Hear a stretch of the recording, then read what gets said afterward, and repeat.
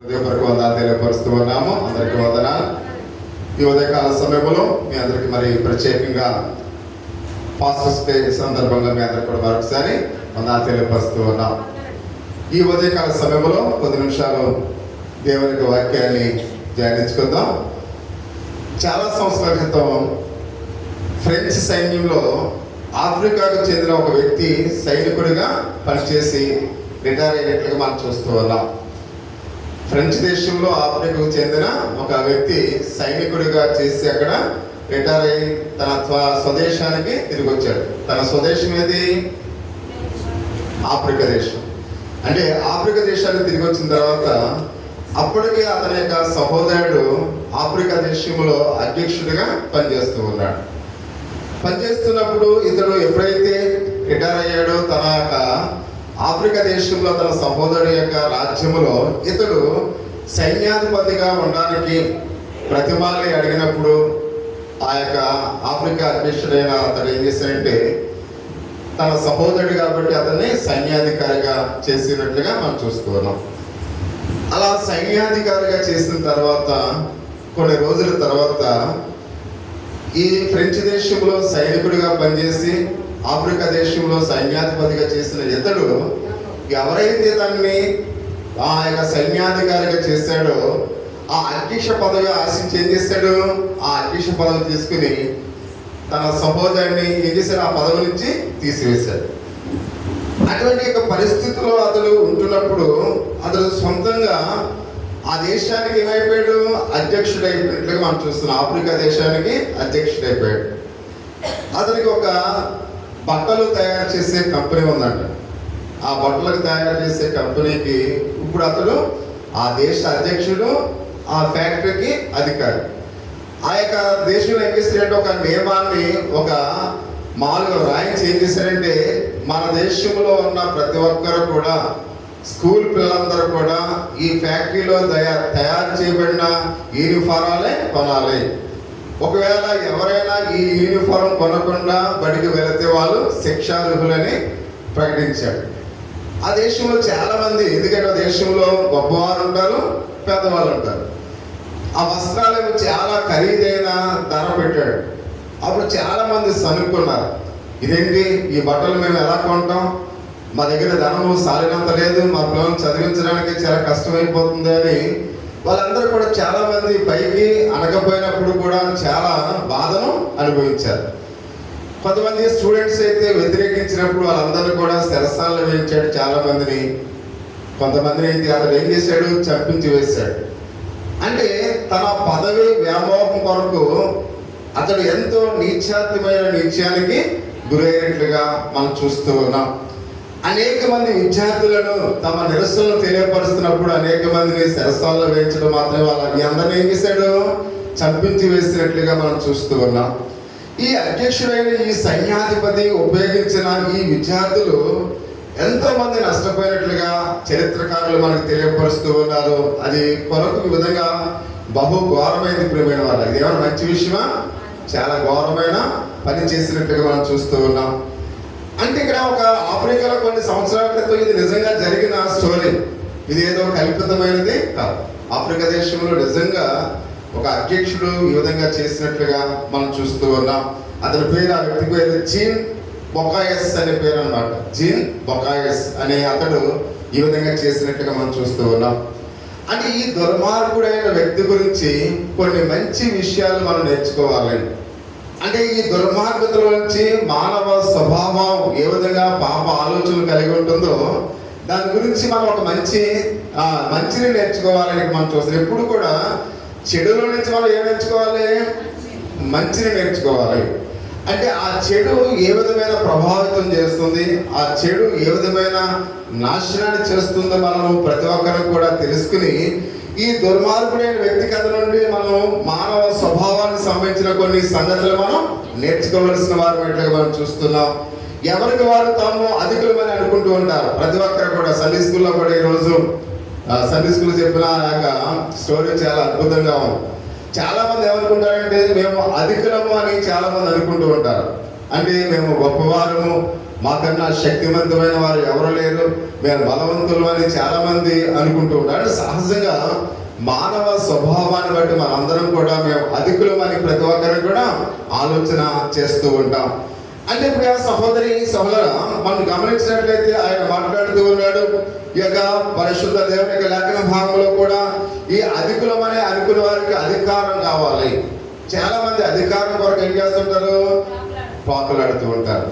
అంటే అధికారం కొరకు పాకులాడుతూ వారికి పదవి కావాలి. ప్రియమైన మాట, పదవి ఆశించేవారు తల్లి అని ఉండదు, భార్య అని ఉండదు, అన్నదమ్ములని ఉండరు, అక్కచెల్లెలు ఉండరు. వాళ్ళకి ఏది కళ్ళ ముందు కనపడితే ఆ అధికారము పదవి మాత్రమే కనపడుతుంది.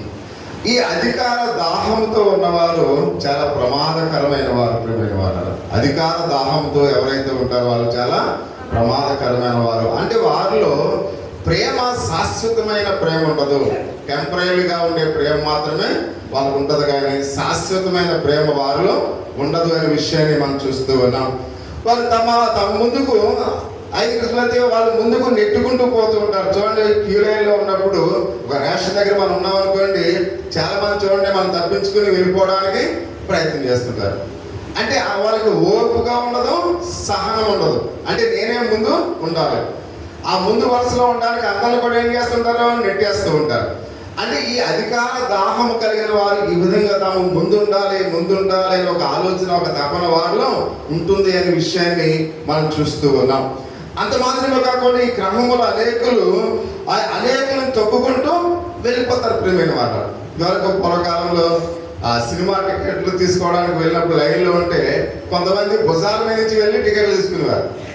అంటే వాళ్ళు మనుషులు ఏం చేస్తారు? తొక్కుకుంటూ పోతుంటారు. అంటే నేను ముందుండాలి అంటే ఆ కింద ఉన్నవాడు ఎలా నలిగిపోయినా ఎలా చనిపోయినా వాడికి అనవసరం. అంటే ఇటువంటి మనుషులను తొక్కు వెళ్ళేవారు ఈ పదవి వ్యామోహాన్ని కలిగిన వారై ఉండడానికి మనం చూస్తున్నటువంటి వారిలో అధికార దాహము చాలా ఎక్కువ ఉంటుంది అనే విషయాన్ని మనం చూస్తూ ఉన్నాం. కానీ దేవుని యొక్క వాక్యం వారిని ఆపగలదు. ప్రియమైన వారు, ఇలాంటి అధికార దాహముతో ఉన్నవారు, ఈయన ముందుండాలని ఆశ కలిగిన వారు, పదవి వ్యామోహం కలిగిన వారిని వాక్యం ఏం చేస్తుందంట? అదుపు చేయగల శక్తి వాక్యములో ఉంది. ఆ వాక్యం వారిని ఆపగలదు అని ఈరోజు దేవుని యొక్క సందేశంలో మనం వింటున్నాం. లేకపోతే మనందరం కూడా చీన్ బొకస్ లాగానే ఉంటాం. ప్రియమైన వారు, వాక్యం మనం కంట్రోల్ చేయలేదనుకోండి, మనం కూడా ఆఫ్రికా అధ్యక్షుడు ఎలా తొక్కుకుంటూ వెళ్ళిపోయాడో మనం కూడా అలాగే ఉంటాం. అంటే వాక్యం మనల్ని ఏం చేస్తుంది? కంట్రోల్ చేస్తూ ఉంది, మళ్ళీ అదుపు చేస్తూ ఉంది. అయితే మన జీవితంలో మనం ఎలా మెసులుకోవాలో తెలియపరుస్తూ ఉంది అనే విషయానికి మనం చూస్తున్నాం. అందుకని యేసుక్రీస్తు యొక్క శిష్యులు కూడా ఇటువంటి ఆశతో వారు పెరుగులాడుతూ ఉన్నట్లుగా పరిశుద్ధ గ్రంథంలో అయితే మనం చూస్తున్నాం. మనం ఎంత అధికులమని శిష్యులు అనుకుంటున్నారో ఒకసారి మనం చూద్దాం. ప్రేమైన వాళ్ళరా, అయితే వారికి నిజముగా ఏది ప్రాముఖ్యమైందో, ఏది గొప్పదో తెలుసుకోవడానికి యేసు వారికి పాఠము నేర్పించవలసి వచ్చింది. ప్రియమైన వారు, అంటే వారు యేసుక్రీస్తు వారి శిష్యులై ఉన్నారు. అంటే యేసుక్రీస్తు వారి శిష్యులు అంటే ఆయనతో 3.5 సంవత్సరాలు ఉన్నారు. యేసుక్రీస్తు వారు అనుభవాలు వారికి తెలుసు. యేసుక్రీస్తు వారు ఎలా మెసులుకోవాలో చెప్పాడు, ఎలా బ్రతకాలో చెప్పాడు, ఎలా ప్రేమించాలో చెప్పాడు. అయినప్పుడు కూడా వారిలోనే వారికి వాక్యం అర్థం కాక వారు పెరుగులాడుతూ ఉన్నారు. ప్రియమైన వారు, చూడండి, ఒక మంచి ఫ్యామిలీలో ఉన్నప్పుడు ఆ తల్లిదండ్రులు చాలా మంచివారు అయినప్పుడు, మంచి గుణలక్షణాలు కలిగినప్పుడు సపోజ్ పిల్లలు కూడా ఇంచుమించు అలాగనే ఉన్నారు. అందుకని ఆ తల్లిదండ్రుల యొక్క స్వభావానికి వ్యతిరేకంగా ఉన్నారనుకోండి, చాలా మంది వాళ్ళని చూసి విచిత్రంగా చెప్పుకుంటారు. ఏంటి, ఇతని తల్లి చాలా మంచిది, ఈయన తండ్రి చాలా మంచివాడు, ఈ పిల్లలేంటి ఎలా పెరుగులాడుతున్నారంటే చాలా మంది వాళ్ళని చూసి ఏం చేస్తారు? ఆశ్చర్యపోతారు. అంటే ఒక ఇంచుమించు మన తల్లిదండ్రుల యొక్క స్వభావం 99% ఎవరికి ఉండాలి? పిల్లలకు ఉండాలి. తల్లిదండ్రుల యొక్క మంచి పేరు పిల్లలకు ఉండాలి. తల్లిదండ్రుల యొక్క స్వభావం పిల్లలకు ఉండాలి. ఎందుకంటే వారు కడుపులు పుట్టి ఉన్నారు కనుక, వారి దగ్గర మెసిరి ఉన్నారు కనుక, వారితో ఆ యొక్క అనేక సంవత్సరాలు గడిపారు కనుక ఆ మంచిని ఆటోమేటిక్గా వాళ్ళు ఏం చేయాలి? నేర్చుకోవాలి. కానీ ఇక్కడ శిష్యులు 3.5 సంవత్సరాలు ప్రభువుతో ఉన్నప్పుడు కూడా ప్రభు చేసిన అనేకమైన అద్భుత కార్యాలు చూసినప్పుడు కూడా, ప్రభులో ఉన్న మంచి అనేక సార్లు వారు చూసినప్పుడు కూడా, వారు ఎవరు గొప్పవారు అని వాళ్ళు ఏం చేస్తారు? తరికించుకుంటున్నట్లుగా పరిశుద్ధ గ్రంథంలో మనం చూస్తూ ఉన్నాం. అంటే వారికి ఏది ప్రాముఖ్యమైందో ఏది అప్రాముఖ్యమైనదో వాళ్ళకి అర్థం కాని పరిస్థితుల్లో ఉన్నారని మనం చూస్తున్నాం. యేసు ఒక పాఠాన్ని వారికి నేర్పిస్తున్నాడు. అదేంటో తెలుసుకుందాం. నిజముగా ఏది గొప్పదో తెలుసుకుని దాని వైపు మనం ప్రయాణించాలి. ప్రియమైన వారు, నిజంగా వాస్తవంగా మన జీవితంలో ఏది గొప్పదో అని మనం తెలుసుకుని ఏం చేయాలి? దానిలో ప్రయాణించాలి. అంటే ఇక్కడ రెండు విషయాలకి మనం చూస్తున్నాం. అందుకు చివరగా ఉండడానికి ఇష్టపడాలి. మనం ఎలా ఉండడానికి ఇష్టపడాలంట? చివరగా ఉండడానికి ఇష్టపడాలి. రెండవదిగా పిల్లల పరిచర్య చేయడానికి ఇష్టపడాలి. పిల్లలకు మనం పరిచర్య చేయడం ఇష్టపడాలి. ఒకటి, పిల్లలకు పరిచర్య చేయడం ఇష్టపడాలి. అది ఇక్కడ మనం చూస్తున్నాం. మా ముందు మాట అందుకు చివరగా ఉండడం ఇష్టపడాలి. ఈ రెండు విషయాలు కొద్ది నిమిషాలు మనం ధ్యానించుకుందాం. తర్కించుకోవడం సర్వసాధారణమైన విషయం. ప్రియమైన వాళ్ళ వీటిలో మనం ఎక్కడ పడితే అక్కడ చాలాసార్లు ఆలోచిస్తూ ఉంటాం. చాలా మంది ఏం చేసుకుంటారు? తర్కించుకుంటారు. ఇప్పుడు ఒక స్కూల్ పిల్లలు ఉన్నారనుకోండి, ఇప్పుడు సండే స్కూల్ పిల్లలు ఉన్నారు. వారి మనసులో అనుకుంటారు, ఫస్ట్ నేను ఇచ్చేవాలి, ఫస్ట్ నేను ఇవ్వాలి, లేదా ఇలా వాళ్ళు సాధారణంగా వాళ్ళు ఏం చేస్తుంటారు? అనుకుంటూ ఉంటారు. ఇది తర్కించుకోవడం అంటే. తర్కించుకోవడం అంటే ఏంటి? ఫస్ట్ నేను ఉండాలి, తర్వాత నువ్వు ఉండాలి, నా వేడం పక్క నువ్వు ఉండాలి, టీసీ గారి పక్కన నేనే ఉండాలి, పాస్టర్ గారికి నేనే ఇవ్వాలి. ఇలాంటి ఆలోచనలు సాధారణంగా ప్రతి ఒక్కరు కూడా ఏం చేస్తుంటాం? తర్కించుకుంటాం. అలాగే ఈ తర్కించుకోవడం అనేది మనందరికీ కూడా సాధారణంగా తెలుసు. ఏ కార్యక్రమానికి మనం వెళ్ళినా, వివాహానికి వెళ్ళినా, లేకపోతే ఏ కార్యక్రమానికి మనం అటెండ్ అయినా మనం కూడా ఇలాగనే కొన్ని సందర్భాల్లో ఫీల్ అవుతూ ఉంటాం. మన యొక్క స్కూల్కి సంబంధించిన కార్యక్రమాలు అయితేనేమి, లేదా ఒకవేళ మనం ఉద్యోగం చేస్తున్న దగ్గర ఉన్న కార్యక్రమాలు అయితేనేమి, ఇవన్నీ కూడా ఫస్ట్ మనం ఏం చేస్తుంటాం? నేను ఫస్ట్ కనపడాలి అనే ఒక భావన ప్రతి ఒక్కరిలో కూడా వ్యక్తపరుస్తూ ఉంటాం. ప్రతి ఒక్కరిని కూడా ఆశపడుతూ ఉంటాం. అలాగనే మనం గమనించినట్లయితే మన ఇళ్ళలో కూడా ఇలాగనే జరుగుతూ ఉంది. మన గృహాల్లో కూడా ఏమవుతుంది? ఇలాగనే జరుగుతుంది. ఎవరైనా చుట్టాలు వచ్చారనుకోండి, వాళ్ళందరూ కూర్చున్నారనుకోండి, తల్లి స్వీట్లు అన్ని పెంచింది అనుకోండి, ఆ ఇంట్లో ఇద్దరు ఆడపిల్లలు ఉన్నారనుకోండి, ఆ ఇద్దరు ఆడపిల్లలు ఏం చేస్తారు? నేను పట్టుకెళ్తాను అంటారు. అంటే ప్రథమంగా వాళ్ళే కల్పించాలనే ఒక ఆలోచన ప్రియమైన వాళ్ళు. అలాగే మన జీవితాల్లో కూడా మనం కూడా ఇలాంటి అనేకమైన మన గృహాల్లో కూడా మనం చూస్తూ ఉంటాం. ఎందుకంటే ప్రియ సహోదరుల యొక్క వాక్య భాగంలో మనం గమనించినట్లయితే ఇక్కడ కూడా యేసుక్రీస్తు వారి శిష్యులు కూడా తర్కించుకోవటం మనం చూస్తూ ఉన్నాం. ఇది మొదటిసారి కాదు.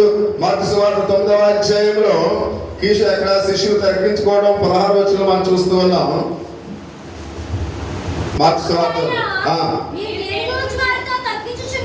తర్కించుచున్నారని వారిని అడగగా జనసమూహములో ఒకడు, బోధకుడా, మోగదయ్యము పట్టిన కుమారుని ఎద్దకు తీసుకుని వచ్చింది.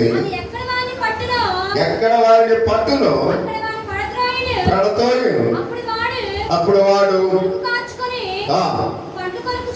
పండు కొనుకుచు కూర్చుని. సహోదరా, ఆ మోగదయ్యం ఎక్కడైతే ప్రాణతోడ బాగలేదు అని ఆ శిష్యులు ఎప్పుడైతే వారు తర్కించుకో మనం చూస్తూ ఉన్నామో, అందుకని అన్నాడు, ప్రార్థన వలనే కానీ మరి దేని వలనైనను ఈ విధమైన వదిలిపోవుట అసాధ్యమని వారితో చెప్పారు. దీని నుంచి వారు ఒక పాఠాన్ని నేర్చుకోలేదు అనే విషయానికి మనం చూస్తూ ఉన్నాం. అంటే అక్కడ ప్రభువు వారు అనేక అద్భుత కార్యాలు చేశాడు. ప్రభువారు అనేకమైన అద్భుత కార్యాలు చేశారు. శిష్యులు మాత్రం అక్కడ ఒక మోగ దయాన్ని వారు వదలగొట్టలేకపోయినట్లుగా మనం చూస్తూ ఉన్నాం. సాధారణంగా మనం ఏదైనా ఒక విషయంలో అప్సెట్ అయ్యామనుకోండి, ఒక విషయంలో అది నెరవేర్చబడలేదనుకోండి, మనం ఏం చేయాలి? దాని గురించి మాట్లాడుకోవాలి. ఈ పని నేను చేయలేకపోయాను. ఇప్పుడు సపోజ్ సండే స్కూల్లో ఏదైనా ఎగ్జామ్ రాస్తారనుకోండి, అందులో తక్కువ మార్కులు వచ్చినటువంటి ఆ తక్కువ మార్కులు వచ్చిన వాళ్ళు దేని గురించి ఆలోచించాలి? నేను ఎక్కువ మార్కులు సంపాదించలేదేంటి, నేను ఎక్కువ మార్కులు ఎలా సంపాదించాలి, ఎలా నేర్చుకోవాలని దాని గురించి ఆలోచించాలి. కానీ ఆలోచించకుండా ఆ సండే స్కూల్ విద్యార్థి నేను లీడర్గా ఉండాలి, నా లీడర్ నాకు ఎందుకు ఇవ్వట్లేదు అని దాని గురించి చర్చించుకున్నారనుకోండి, అంటే అది మామూలుగా మాట్లాడుకోవాల్సిన సబ్జెక్ట్ మానేసి వేరే సబ్జెక్ట్ మాట్లాడుకోవడం చాలా మంది మనం చూస్తూ ఉంటాం. అలాగే ఇక్కడ కూడా ఒక విషయాన్ని మనం గమనించినప్పుడు నిజంగా ఇక్కడ శిష్యులు దేని గురించి మాట్లాడాలి? మోగ దయాన్ని మనం ఎందుకు వదలగొట్టలేకపోయాం, మనం ఎందుకు ఫెయిల్ అయ్యాం అని అక్కడ వారు మాట్లాడుకోవాలి. ప్రభువారు ఎందుకు ఫెయిల్ అయ్యారో ఎందుకు చెప్తాడు అక్కడ అంటే, మీరు ప్రార్థన వలనే కానీ మరి దేని వలనైనను ఈ విధమైనది